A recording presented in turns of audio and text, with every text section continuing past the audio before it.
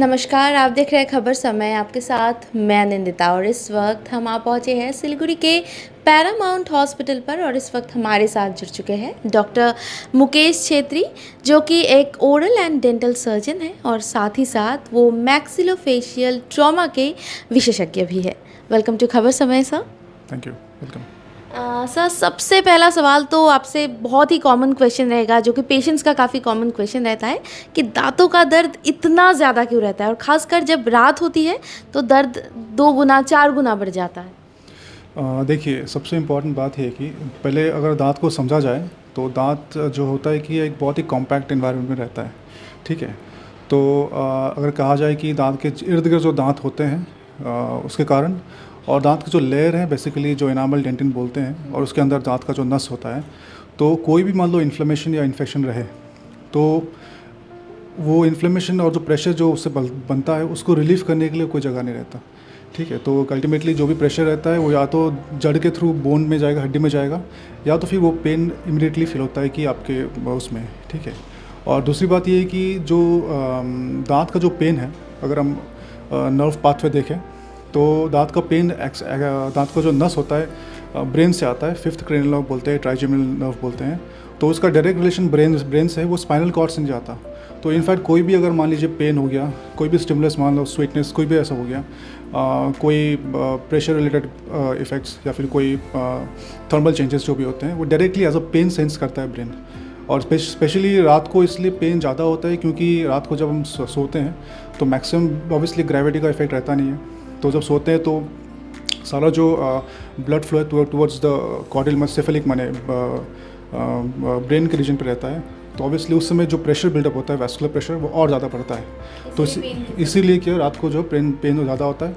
Morning time पे usually क्या होता है, वो पेन थोड़ा डिस्ट्रैक्ट होता है, वी डू वर्क, हम काम करते हैं, वो डिस्ट्रैक्शन होने के कारण से वो पेन थोड़ा डिसिपेट होता है। बट रात को पेन इसलिए ज़्यादा होता है कि ओनली रीज़न कि ग्रेविटी इफेक्ट उतना रहता नहीं, और जो भी वैस्कुलर प्रेशर होता है वो डायरेक्टली हमारे दांत पे रहता है, इसी कारण से। ओके, नेक्स्ट क्वेश्चन आपसे रहेगा, ये ओरल हाइजीन के बारे में बहुत लोग बात करते हैं, मुंह की सफाई, मुंह के अंदर की सफाई, ये कितना इम्पॉर्टेंट है और किस लिए इम्पॉर्टेंट है? देखिए, मोटा मोटा बोला जाए तो दांत का जो भी दांत मतलब मुंह जो होता है उसमें बहुत सारे स्ट्रक्चर होते हैं। एक दांत हो गया, एक हो गया मसूड़ा, फिर इसके अलावा टंग हो गया, जितने भी स्ट्रक्चर्स हैं, तालू हो गया है ना, और हमारे सलाइवरी ग्लैंड्स होते हैं, सारे जो थूक प्रोड्यूसिंग ग्लैंड्स होते हैं, वो सारे ओपनिंग हमारे मुंह पे करते हैं। तो कोई भी अगर मान लो कोई भी इन्फेक्शन है, कोई भी हम जो भी खा रहे हैं, तंबाकू गुटखा जो खा रहे हैं, वो भी सारा जो है इफेक्ट दांत को ही मतलब उसी रीजन पे करता है। और ऐसा भी देखा गया कि बहुत सारे जो हमारे मेजर डिजीज़ होते हैं, डायबिटीज़ हो गया, कार्डियोवैस्कुलर डिजीज़ हो गए, सबके लक्षण मुंह में पहले दिखते हैं। ठीक, ओरल कैविटी में पहले दिखता है वो। तो इसी रीज़न से क्या होता है कि सफाई तो नहीं, एक्चुअली जो ओरल हाइजीन मतलब ओरल की जो मेंटेनेंस, जो हेल्थ की मेंटेनेंस है, वो ज़्यादा इंपॉर्टेंट रहती है एज अ होल सिस्टमिक हमारे रोग की पड़ताल के लिए, क्योंकि कहा जाता है कि जो ओरल कैविटी है वो एक्चुअली एज अ गेटवे है टू ओवरऑल जनरल हेल्थ के लिए। तो that is why it's important.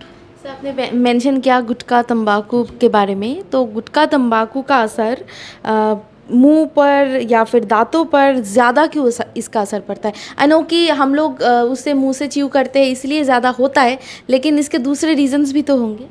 देखिए, सबको पता है, कोई नया बात है नहीं कि गुटखा तंबाकू खैनी जो है, it is one of the major causes of oral cancer. ठीक है, उसमें कार्सिनोजेंस होते हैं बहुत सारे। तो चूँकि कार्सिनोजेन होते हैं तो ऑब्वियसली कैंसर क्रिएट करेगा। लेकिन एक खास बात ओरल का मतलब कैंसर की ये है कि हमारे बहुत सारे लक्षण दिखते हैं हमें ओरल कैंसर होने के पहले, जिसको हम प्री मैलिग्नेंट या फिर potential malignant pre cancer lesions कहते हैं। ठीक है, तो जो लीजन्स होते हैं वो दिखते हैं हमें। जैसे मान लीजिए कोई भी अगर मान लीजिए सफ़ेद या लाल धब्बा, जो रेड एंड वाइट लीजन्स बोलते हैं, मुंह पे दिख गया आपको। इसके अलावा मान लीजिए कोई अल्सर मुंह पे हो जाता है। ठीक है, कोई अल्सर मान लीजिए 2 से 3 हफ्ते तक अगर ठीक नहीं हुआ। इसके अलावा कोई भी लंप दिख जाता है। ठीक है, और अगर मान लीजिए कोई अनकंट्रोल या ब्लीडिंग हो रहा है मुंह से, और वो that has continued for about 2 to 3 weeks, तो ये सारे रीजंस है कि आपके जो है एक कैंसर की तरफ एक इशारा कर रही है। ठीक है, तो ऑब्वियसली आप अगर गुटखा चबाते हैं या खैनी रखते हैं, इन सब से एक रीज़न बनता है कि ना टुवर्ड्स दी ओरल कैंसर। और आपने ये भी देखा होगा कि बहुत सारे लोग जो गुटखा खाते हैं ऑन रेगुलर बेसिस, कुछ टाइम के बाद देखा होगा कि वो मुंह नहीं खोल पाते हैं। तो एक ये भी रीज़न है, इसको कहते हैं ओरल एंड सबम्यूकस फाइब्रोसिस बोलते हैं।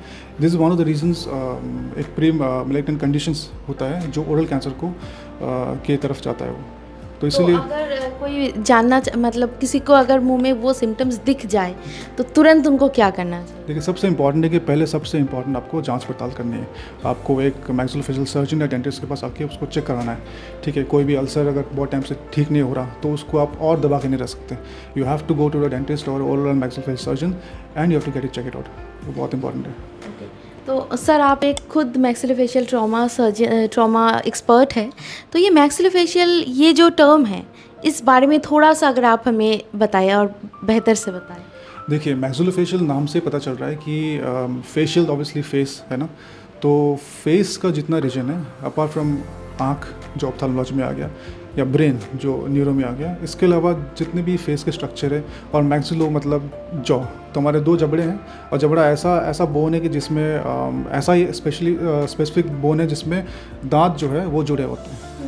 उसको बोलते हैं 2000 द टूथ बेरिंग बोन, ठीक है। तो इन सारे रीजन्स में कोई भी मान लीजिए कोई पैथोलॉजी हो गया है ना, ट्यूमर, कैंसर, सिस्ट हो गया, या फिर अगर इसमें ट्रॉमा हो गया, ट्रॉमा मतलब कोई इंजरी, कोई आघात जिस कारण से है ना, जैसे मैक्सिमम बोला जाए कि 4 रीजन्स हैं। पहला रीज़न हो गया मोस्टली जो हम देखते हैं कि motor vehicle accident, road traffic accident, बहुत कॉमन, हम डेली करते हैं केसेस।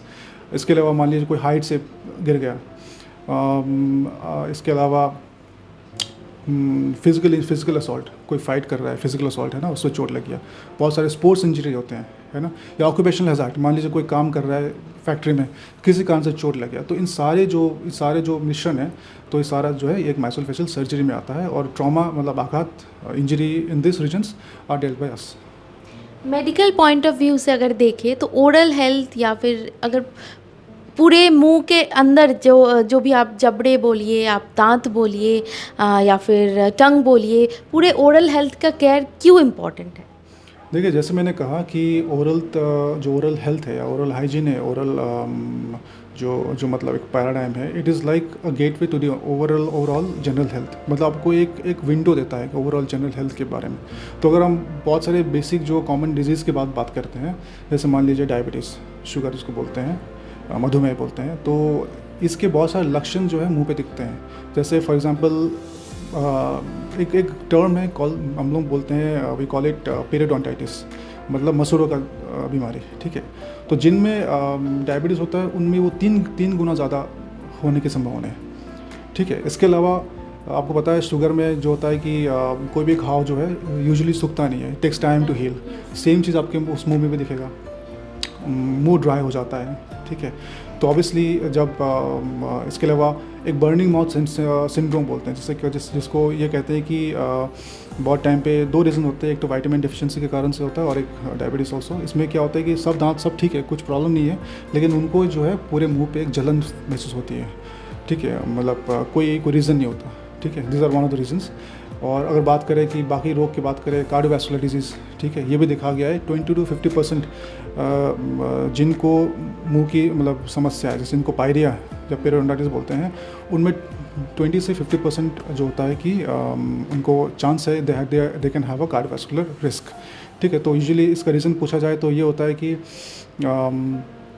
जो बैक्टीरिया है हमारे मुंह पे, तो इन दोज पेशेंट्स क्या हो, तो बैक्टीरिया जो है ब्लड स्ट्रीम के थ्रू पहुंच के हार्ट में जो है, हार्ट के आर्टरियल में इन्फ्लेमेशन कराते हैं, जिसको एंडोकार्डाइटिस बोलते हैं, ठीक है। और मान लीजिए कुछ पेशेंट ऐसे होते हैं जो ब्लड थिनर्स पे रहते हैं, है ना, जिनको मतलब स्ट्रोक आ गया तो ब्लड थिनर पे है और प्लेटलेट डिसफंक्शन है, तो उनमें ब्लीडिंग, मसूड़ों से ब्लीडिंग होना चांसेस थोड़ा बढ़ जाता है।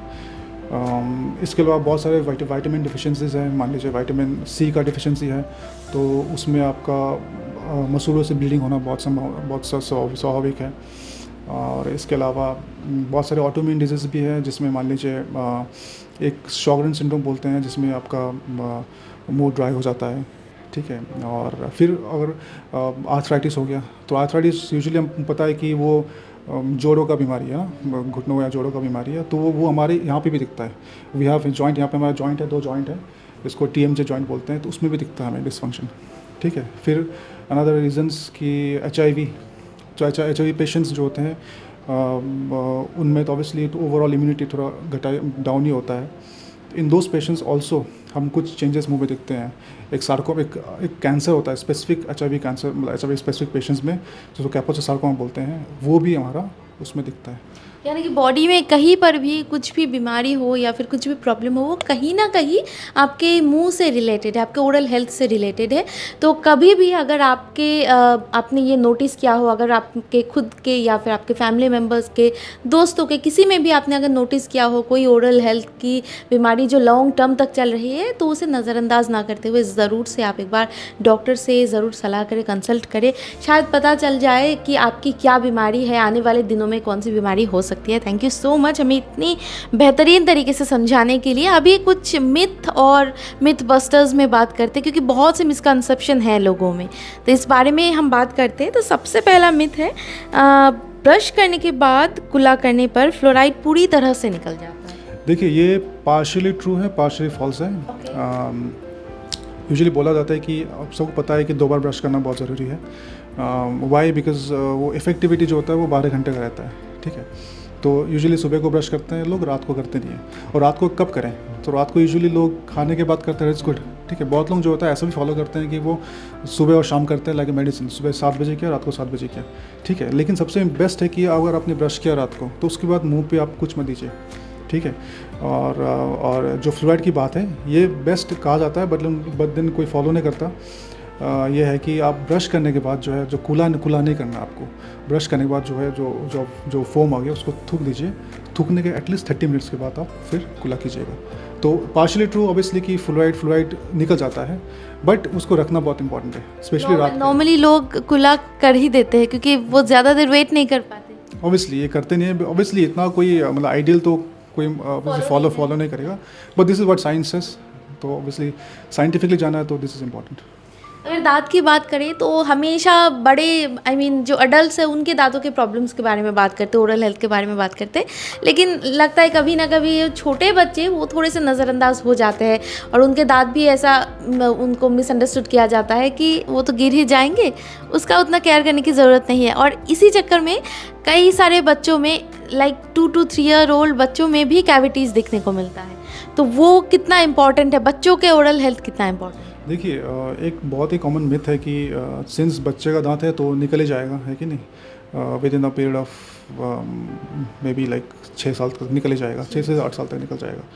बट ये नहीं है, क्योंकि आपको ये जानना है कि जो बच्चों का दांत निकल रहा है ना, उसके अंदर ही जो परमानेंट दांत है, अडल्ट का दांत है, उसका बड रहता है, मतलब बीज रहता है इन अ वेरी लेमन टर्म। तो वो जो बीज रहता है, तो उस पर कोई अगर इन्फेक्शन ट्रांसफ़र हो गया बच्चों वाले जो है, तो वो क्या, वो आइदर या तो वो पूरा निकल नहीं पाएगा, निकलता भी है तो उसका जो डेवलपमेंट हो रहा है दांत का, उसमें वो फ़र्क पड़ता है, ठीक है। दूसरी बात क्या है, जैसे मैं बताया कि ये जबड़ा जो ऐसा यूनिक बोन है जिसमें कि दांत अंकित रहते हैं, राइट। तो कोई भी अगर डिस्क्रिपेंसी या कोई भी ग्रोथ के टाइम पे दांत पहले निकल गया, ये हो गया, और वो दांत प्रॉपर्ली, जो परमानेंट दांत प्रॉपर्ली जबड़े पे ना आ पाया, तो एक बच्चे का जो प्रॉपर जॉ ग्रोथ होना चाहिए वो नहीं हो पाता। जॉ ग्रोथ नहीं होगा तो इसके सराउंडिंग जितने भी स्ट्रक्चर्स हैं, जॉइंट हो गया, इश्यू हो गया, साथ सब में प्रॉब्लम, फिर वो चबा नहीं पाएगा, न्यूट्रिशन इशू, खा नहीं पाएगा, है ना। तो इस सबसे बहुत सारे इश्यूज रहते हैं। तो इसीलिए जो है कि ऑब्वियसली वे सब कुछ इंटरकनेक्टेड है। और ये थोड़ा हमारा जो साइंस है, दिस हैज़ कम अप अभी के जनरेशन में, एंड दिस एरा में ऑब्वियसली इंफॉर्मेशन टेक्नोलॉजी एरा है, तो ये थोड़ा ज़्यादा ये हम लोग मतलब प्रमोट कर रहे हैं। अदरवाइज़ तो आपको ही पता होगा कि आपने दांत कब निकाला है ना, बच्चों में हमने निकाला नहीं, ठीक है। तो this is quite important as of now. एक और मिथ है, ज़ोर से अगर फोर्सफुली ब्रश करे तो ज़्यादा साफ होगा दांत। नहीं, ठीक है, ये बड़ा मिथ है, एब्सोल्युटली। क्योंकि जितना ज़ोर से करेंगे उतना आपका जो इनामल है, जो आपका प्रोटेक्टिव लेयर है, इनफैक्ट इनामल ऐसा एक लेयर है शरीर पे सबसे स्ट्रॉन्गेस्ट है, इनफैक्ट हड्डी से भी स्ट्रॉन्ग है। इसलिए जब हड्डी चबाते हैं तो दांत टूटता नहीं है, हड्डी टूटता है, ठीक है। सो तो ऑब्वियसली बस इतना याद रखना है कि हॉरिजॉन्टल ब्रश मत कीजिएगा, वर्टिकली कीजिए जितना हो सकता है, और ब्रश सॉफ्ट यूज़ कीजिए, क्योंकि ब्रश पे एक एब्रेसिव की तरह काम करता है ना, जितना घिसेंगे उतना घिसेगा वो। और भी रीज़न से, मान लीजिए तो जैसे आप गुटखा वगैरह खा रहे हैं, तो जितना चबाएंगे, इतना फोर्स करेंगे, एक टाइम पे वो घिस जाएगा, है कि नहीं। तो समथिंग कॉल्ड वेयर फैसेट बोलते हैं, वो डेवलप होता है ओवर द टाइम। तो इसीलिए ब्रशिंग डेफिनेटली रेगुलर करते हैं, उसका भी कुछ टेक्निक है, फॉलो करना है बस। कैविटीज़ तो काफ़ी नॉर्मल है बच्चों में भी और एडल्ट्स में भी।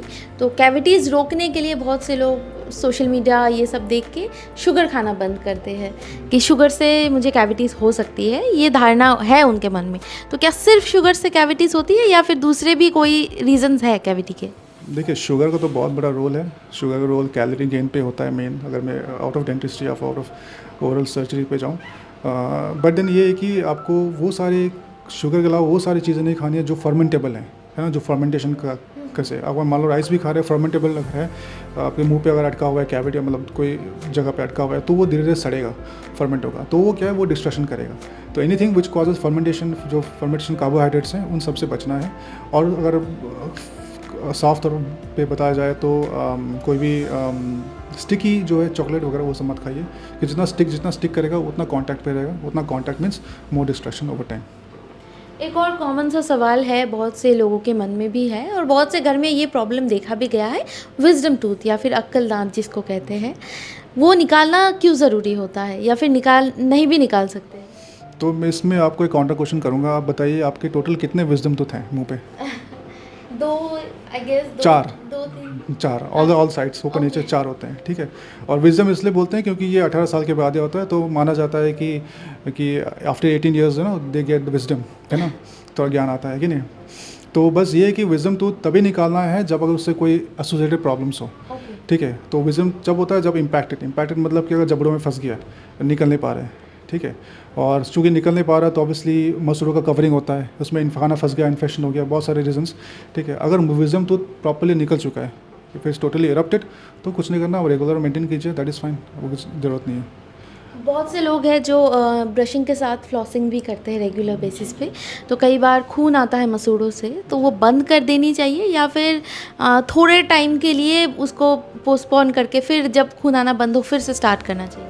देखिए, खून आया मीन्स आपको डेफिनेटली मसूड़ में इन्फ्लेमेशन है, इसको जिंजिवाइटिस बोलते हैं, ठीक है। तो कारण कुछ भी कोई भी हो, मान लो आपके दांत में पत्थर हुए हैं ना, या किसी टाइम मान लो आपने एक दिन ब्रश नहीं किया, संडे को ब्रश नहीं किया आपने, है ना, तो could be any reasons, bleeding आया, that means that doesn't mean कि आपको फ्लॉसिंग बंद करना है, फ्लॉसिंग कंटिन्यू करना है। जो भी इन्फ्लेमेशन है with in a period of 2 weeks के अंदर वो ठीक हो जाएगा। बट फ्लॉसिंग करने से क्या, वो और अच्छी हीलिंग बेटर होगा। फ्लॉसिंग नहीं करेंगे तो मे बी वो जो हीलिंग पीरियड 2 हफ्ते का है, it may extend to further time. तो इसलिए flossing is very important along with टूथब्रशिंग।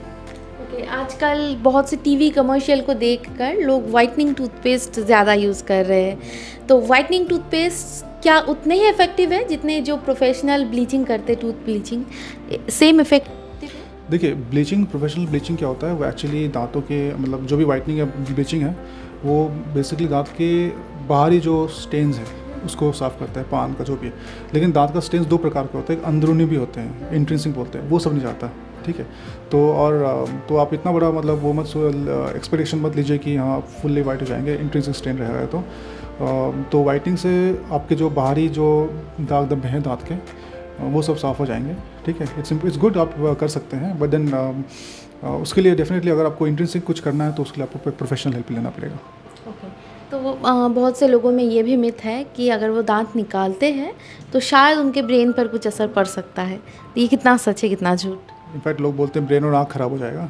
तो ये क्यों होता है, क्योंकि अब मान लीजिए, एक तो बहुत ही स्वाभाविक सी बात है कि अगर मान लीजिए मेरे इस रीजन पे दांत पे दर्द है, तो इसके डायरेक्ट ऊपर ना आँख है कि नहीं, तो अगर मैं इंजेक्शन देता हूँ भी, पहले तो पेन के कारण आँख पे दर्द हो रहा है, और ये पेन फैलता है गर्दन पे, गले पे, सब जगह पे फैलता है, ठीक है। दूसरी बात कि आँख है तो ऑब्वियसली इंजेक्शन देंगे तो ये जगह थोड़ा सुन हो जाएगा, तो डेफिनेटली एक धारणा होती है कि है ना आँख ख़राब हो जाएगा, एंड डेफिनेटली ब्रेन नहीं होता, क्योंकि जो नस ब्रेन से निकलते हैं वो दांत के और आँख के अलग अलग है। आँख का अगर हम ऐसे बात, ब्रेन के टोटल 12 नस होते हैं, हमारे दांत वाले जो 5th नर्व है, और जो आँख वाला वो 2nd नंबर पे आता है, ठीक है। तो कोई क्रॉस कनेक्शन नहीं है। डेफिनेटली हाँ, अगर बहुत ही सीवियर इन्फेक्शन है, स्पेसिफिकली इस जगह को बोलते हैं डेंजरस एरिया बोलते हैं फेस पे, यहाँ पे कोई अगर सीरियस इन्फेक्शन हो रखा है, बहुत ही अनकंट्रोल्ड है, बहुत ही मतलब जिन्होंने चिकित्सा नहीं कराया, तो ये रेट्रोग्रेड जाके बाद में फ्यूचर में एक ब्रेन में कैवर्नस साइनस थ्रोम्बोसिस बोल के एक बहुत ही रेयर कॉम्प्लिकेशन होता है, but it is quite rare, ठीक है। तो ये मत सोचिए कि दांत निकालने से नो, वो नॉर्मल दांत जो होता है वो छोटा सा एक लोकलाइज जगह पे दांत का काम होता है, वो उसमें कोई लिंक नहीं है। ओके, अगर कोई आरसीटी करवाते हैं या फिर दांत का जुड़े हुए कोई भी ट्रीटमेंट, तो उस टाइम पे एक्सरे करवाते हैं, तो उससे क्या कोई नेगेटिव इफेक्ट पड़ सकता है? तो मैं आपसे पूछूंगा, आप फ्लाइट में ट्रैवल करती हैं, राइट? तो फ्लाइट में जितना आप ट्रैवल करती है ना, उसमें जितना रेडिएशन आपको मिलता है वो दांत का जो है रेडिएशन उससे भी कम है, ठीक है। तो रेडिएशन हम लोग थोड़ा साइंटिफिक, थोड़ा मैं ऐसा जनरल बता देता हूँ कि जो रेडिएशन हम लोग मेजर करते हैं वो मिली सीवर्ट्स बोल के यूनिट होता है। जैसे मान लो वेट का केजी हो गया है ना, डिस्टेंस का किलोमीटर हो गया, तो वैसे मिली सीवर्ट्स बोल का एक यूनिट होता है। तो जो सीटी स्कैन का होता है उसका 1 से 10 के अंदर होता है, ठीक है। और नॉर्मल एक्सरे का और कम होता है। तो दांत का एक्सरे हम करते हैं दैट इज़ 0.005 मिली सीवर्ट, बहुत ही कम। मतलब ये फ्लाइट में जो ट्रैवल करो उससे भी कम है। तो नथिंग, मतलब या नॉर्मल लोगों को भी कुछ नहीं होगा, जो प्रेग्नेंट औरत है उनको भी कुछ नहीं होगा, फीटस को कुछ नहीं होगा, इट इज़ वेरी सेफ। एक और बहुत ही कॉमन क्वेश्चन, बहुत ही कॉमन मिथ, आई गेस आपके पास अगर 10 पेशेंट्स आते हैं उसमें से 7 लोग या 8 लोग तो आपसे पूछते ही होंगे, स्केलिंग से दांत कमज़ोर हो जाता है। हाँ, ये भी बहुत कॉमन है। दांत कमज़ोर होता है और दांत में सेंसिटिविटी बढ़ता है, ऐसा बोलते हैं। नहीं होता, क्योंकि देखिए जो जैसे मैंने बताया कि जो दांत को जो सबसे बाहरी लेयर है, इनामल बोलते हैं, वो बहुत स्ट्रांग होता है। और जो हम यहाँ पे करते हैं वो अल्ट्रासाउंड से उसको तोड़ कर निकालना होता है, तो इनामल में कोई इफेक्ट नहीं पड़ता। और तो दांत कमज़ोर होते नहीं है डेफिनेटली। लेकिन क्या होता है कि कभी कभार जो होता है जिनमें पायरिया है, जिसमें पेरियोडोंटाइटिस है, तो उनमें क्या होता है कि दांत का जो मसूड़ा का लेवल ऑलरेडी बहुत नीचे गिरा होता है। तो उसको सपोर्ट मोस्टली जो दांत के जो पत्थर है, जो बोलते हैं कैलकुलस बोलते हैं, उसके कारण होता है। तो स्केलिंग के टाइम पे हम वो भी निकाल देते हैं। तो चूँकि पूरा चंग निकल गया है ना, तो दांत थोड़ा हिलना शुरू होता है, लेकिन that is for the good. बाद में फिर मसूड़ा धीरे धीरे फिर अच्छे से दांत को कवरेज कर लेता है। तो इसीलिए लोगों को लगता है कि वीक होते हैं, लेकिन इट्स समथिंग जो सबको करना है। इनफैक्ट ईयरली या फिर बाई ईयरली सबको करना होता है। तो इट इज़, हाँ, हेल्दी रहते हैं। यस, एब्सोल्युटली हेल्दी रहता है। Okay, thank you so much. कुछ और सवाल भी है, कुछ अनकॉमन क्वेश्चंस है जो नॉर्मली लोगों के मन में नहीं आता, लेकिन कभी कभार आ सकते हैं, once in a lifetime आ सकते हैं ऐसे क्वेश्चंस। तो उनमें से ही एक सवाल है, क्या मान लीजिए किसी पेशेंट कोई आया है आपके यहाँ पर, उनके मुंह में जलन हो रही है, लेकिन जब टेस्ट वगैरह किया तो कोई उसका कुछ भी रिजल्ट नहीं, नेगेटिव नहीं आया, कुछ भी प्रॉब्लम नहीं है, फिर भी वो जलन नॉर्मल कंटिन्यूसली हो रहा है, तो वो क्या चीज़? ठीक है, जैसे मैंने बताया था थोड़ी देर पहले, इसको बोलते हैं बर्निंग माउथ सिंड्रोम, ठीक है। इसके रीजंस है, एक डायबिटीज़ से होता है, मैंने से बताया, और कुछ डेफिशिएंसी, विटामिन डेफिशिएंसी से होता है, ठीक है। तो ये ऑब्वियसली दांत में, तो उनको दांत नॉर्मल लग रहा है, मीन्स दांत इज़ फाइन, ठीक है। और उनको लग रहा है कि दांत ठीक है, फिर भी जलन इसलिए हो रही है क्योंकि डेफिशिएंसी दांत पे नहीं है, डेफिशिएंसी वो विटामिन पे है, तो इस कारण से। तो एक बार वो डेफिशिएंसी ठीक हो गया तो फिर वो भी ठीक हो जाएगा। सो डॉक्टर, कई बार ऐसे पेशेंट्स भी आपके यहाँ पर आते होंगे जो कहते हैं कि उनके जीभ पर मेटालिक सा टेस्ट आ रहा है, वो क्यों? देखिए, मेटालिक टेस्ट तो यूजुअली क्या होता है कि ये पूछना है कि पेशेंट कौन से मेडिसिन खा रहे हैं, ठीक है। बहुत सारे मेडिसिन के कारण, एंटीबायोटिक हो गया या फिर बहुत सारे एंटी हाइपरटेंसिव ड्रग्स हैं, जिस कारण से मेटालिक टेस्ट आता है। तो अगर वो एक बार बंद कर देते हैं तो वो ठीक हो जाता है। अगर अदरवाइज फिर कंटिन्यूस, तो फिर एक बार आके परामर्श करना बहुत ज़रूरी है, मिलना बहुत इम्पोर्टेंट है। ओके।